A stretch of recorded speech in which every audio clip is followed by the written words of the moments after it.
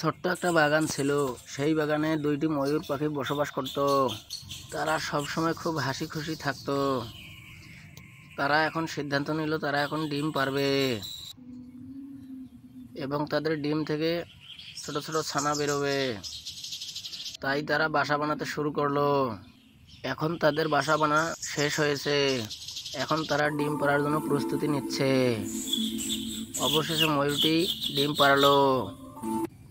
কিছুদিন পর সেই ডিম থেকে তার বাচ্চা বেরোনোর জন্য সময় অপেক্ষা করছে। ময়ূরটি তার ডিম থেকে বাচ্চা বেরোনোর জন্য ডিমে তা দিচ্ছে।